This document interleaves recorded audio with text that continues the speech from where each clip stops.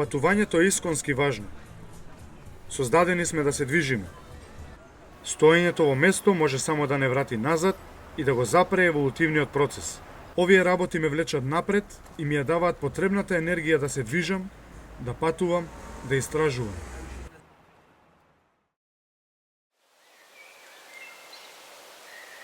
Велосипедот е едно од најсовршените достигнувања на човештвото. Има нешто магично во таа бескрајна и прецизна ротација на сите негови делови. Како да ротира во ритмот на сиот живот во универзумот, како планета што ротира околу својата ѕвезда. Тоа е перфектниот начин да се втурнеш во авантура.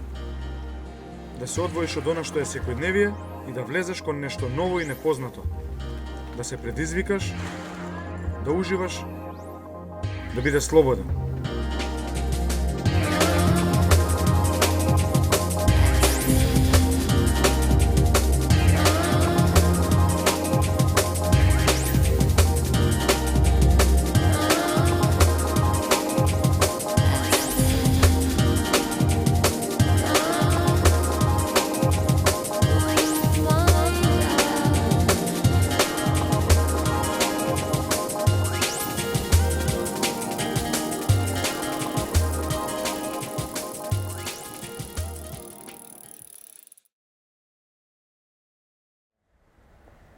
Велосипедски туринг као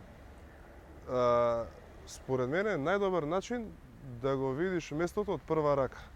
Точако можеш све да видиш, интересно е, не може ништо да ти избега, ефтин превоз, со малку пари можеш многу нешта да видиш, да прошеташ. Сите вакви настани на велосипедски турин се некаков тип на микс помеѓу авантура, помеѓу предизвик и уживање. Она што може точако да ти го овозможи таков еден контакт со природата, ја мислам дека до сега бар ја не сум почувствувал ништо слично и затоа преферирам овие патувања да ги изведам на овој начин. Мислам, цело време е убаво, никогаш не беше леле, јас и ден денес немам километража на точакот, пошто си возам од кеј. Она што го добиваш на таков начин на велосипедизам, односно на туринг, е слободата. Тоа е патување по принцип на пожав, се свое со себе си носам. Значи се она што од сабајле стануваш и првата работа што ја допираш и последната навечер пред да легнеш, ќе го направиш, се тоа треба да си носиш со себе. Магијата на туринг велосипедизмот е во тоа што легнуваш и се будиш секоја вечер на различно место. Сепак само крајната цел не е само да достигнеш нешто, туку и низ целиот тој пат да имаш и некакво уживање. И мислам дека турингот на некој начин нуди многу простор измеѓу предизвикот и авантурата каде што можеш да уживаш. Сега уште побаво кога ќе си најдеш група на истомисленици, кога ќе одиш двајца, тројца, четворица и повеќе, нели, на една таква тура, независно дали е повеќе дневна или еднодневна. Значи, секое патување со велосипед си има посебен еден придонес. Како почна приказната? Веќе собравме доволно искуство возејќи низ Македонија, правевме не знам по 13-14 километри годишно. 2010 година ми текна дека веќе можам собрав доволно искуство возејќи низ Македонија, помислев дека можам да направам некоја велосипедска тура и надвор. 2013 бевме со Боби и со Наде на Тур де Франс. Што си, како си, знам дека имаш возено, ја многу би сакала да одам а никогаш не ни планирав да одам, уствари само ми се допаѓаше идејата да одам. Ги гледав многу често сликите, Боби што беше претходната година во Франција, ги гледав и завидував буквално на тоа што они го прават таму. Тука сме моментот, ајде дојди до година со нас. Стварно, зашто да не? До сега не била ни една девојка, викам, добра, зашто да не? Ама тешко е, Боби. Добра, ќе извозиш. И цело време беше тоа. Да. Ама ти не јадеш месо.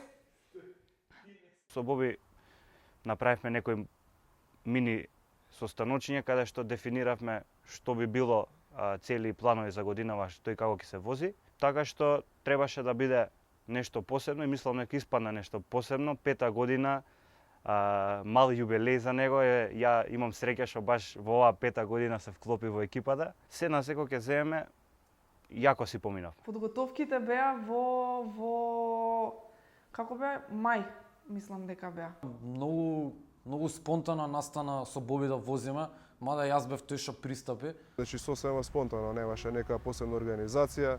Ја дури не бев ни воден нешто нарочито со идејата на Тур де Франс експедиција, повеќе на туринг велосипедизам, јас си го правев својот ќеф. И отидовме на дводневен викенд каде што преспавме у Караџица и усред ноември се качивме на Солунска глава. Буквално не се ни познававме многу. А мотивацијата најмногу ја наоѓавме не во Тур де Франс етапите или не во престојувањето на Алпите, туку едноставно во искачувањето на пребоите.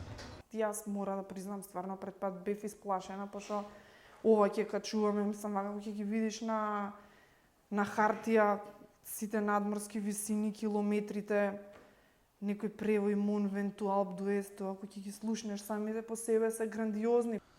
Многу сами требаше да се снајдеме како ќе јадеме, каде ќе преспиеме, каде ќе одиме во тоалет, кога ќе се избањаме, сите тие работи. Возиш по есовите, се стига горе. Нормално Боби и Антон си беа побрзи, ќе си се качат. Никогаш нити се тркав, нити ми беше идејата да стигнам сега за некое собствено време. Битно беше да се качам. Зошто качував, да ти кажам, не можам да објаснам. И сега да ме пуштиш, не би ги качувал превоите. Тешко. Не да е тешко. Авантура е една, ама друго е. Он се граничи со лудост, бе, да ти. Ова не е авантура. И јас стварно кога гледам сега ќе го видам Алп d'Huez и хорс категории Мон Венту со 30 кила, 40 кила товар позади ми е неверојатно. Можно е, пошто ја не бев горе на Мон Венту, пошто тоа е камењар горе, ја не знам, вие си се такмичевте со себе, ја не знам што ви беше филмот. Мон Венту ветер имаше, на едно место на мене и снег ме заврна, магла имаше, си помрзнав, не бех толку подготвен, капа, ракавици. Се смрзнав, не знам како да кажам. Тоа треба лично да идеш таму и да го осетиш во август месец. И тоа вие се качивте, мислам дека првиот ден ние со Јово на редното сабајле. Кога се разбудивме на гробишта, не знаевме дека на гробишта сме спиеле. Веќе сме утнале веројатно нешто през сметките и доаѓаме до превој кој што се вика превој на мртвиот човек. И Боби вика тука ќе спиеме. Боби нема да спиеме тука. Не може, нема логика да спиеме на превој на мртвиот човек. Да, добро, во право си. Боби кога легна на варс да умира, тоа не е авантура, бе. Земал ки умира човек, викам, што да правам сега, оде? Уедна вукојебина таму седнал, пчели ќе не изедат. Пиење вино за 3 евра флаша од најдолната полица, кај што баравме дали ќе го најдеме оноа што е оцет, и најлошото вино беше боле од било што сум го пробал до сега. Па после тоа стававме поруки у месиџи на ботол. Се потпишувавме, мислам дека имам и фотографија од тоа. Директор на Finish Line, тука вика ќе биде добро, е супер, тука ќе се наместиме и Боби вика, бе, небото е плаво позади, може убаво да биде плаво небо, сигурно ќе биде фин кадар. Многу беше убаво, тогаш и жолтата мајчка беше прва, беше 100-та трка, тоа беше не знам кога ќе се случи пак. И си одиме после трката и ќе одеднаш почнуваат пораки да стигаат. Поето мислам дека направивме најубавата слика од целото патување, буквално на финишот со македонски знамиња. Што направивте, знаете ли каква слика, на Пинарелов има на сајтот, го има Крис Фрум и вашите знамења позадина, као да вози за Македонија и бевме стварно шокирани и среќни.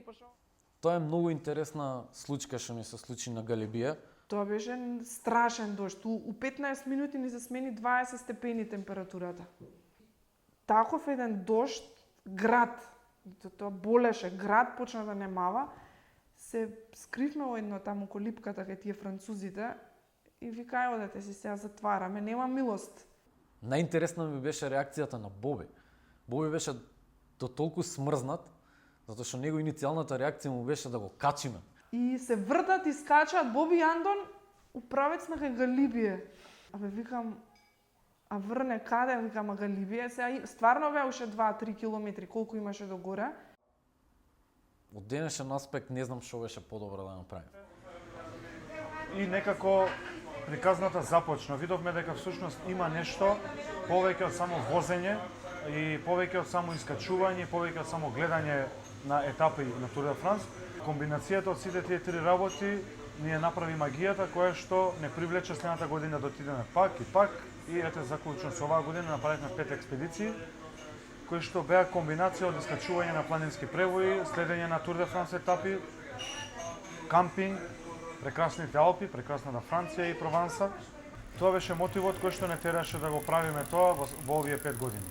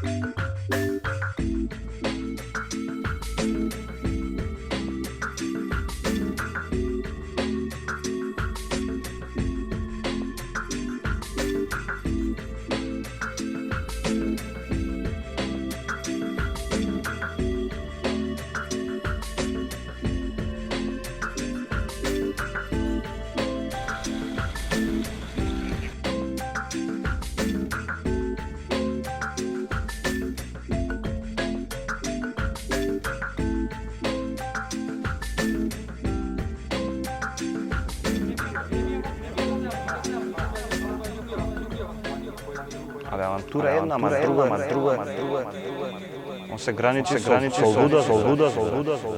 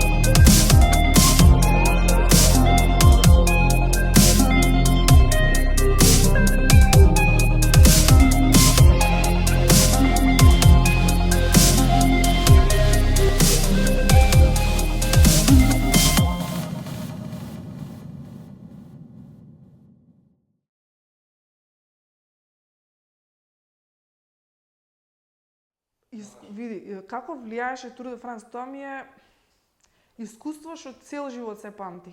Човек е навикнат на премногу на, ја би рекол, навикнат премногу на својот кревет. Кога ќе почнеш да излагаш од креветот, кога ќе почнеш да излагаш дека треба да спиеш на некое друго место, дека треба да јадеш на друго место, сваќаш колку од комфортните навики што ги имаме во секојдневниот живот, дека не се едноставни да ги имаш на планина. Знаеш што еден мал суптилен мазохизам, ако е премине границата е нездрав, ама ако е на вистинската граница е доволно за да те поттикне да одиш понатака. Тоа беше тоа што може да се научи од такви искуства. Позитивни работи од оваа експедиција тоа што на пример многу добро се осознаваш себе си како човек кога си сам со природата. Да легнеш и да се разбудиш на различно место, а тоа да не биде камп или хотел или мотел, ми ја даде слободата која што едноставно сум имал потреба да ја доживеам. Да освојуваш места, простор, луѓе да запознаваш. Треба да си речеш, тргаш, нема назад. Пари не треба, не значат да те сопрат, немаш, имаш. Одиш, планина, вртиш. Една интересна работа што излезе после Тур де Франс, од кога се вратив од таа експедиција, е како на некој начин почнав да приметувам кога луѓе паничат. Како поука, да речеме, што извлеков е тоа дека уште еднаш не би тргнал на такво патување со луѓе со кои што не ги познавам, со кои што не сум возел и со кои што имаме тотално различни интереси. Ние на Тур де Франс, на таа експедиција, требаше многу време да си помагаме едни со други. Кога ќе заврне, кога не знаеш каде е наредното место каде што ќе си сушиш, кога ќе не знаеш дали ќе можеш да ги облечеш патиките, бидејќи се буквално тежат од дожд 3 пати повеќе и слично.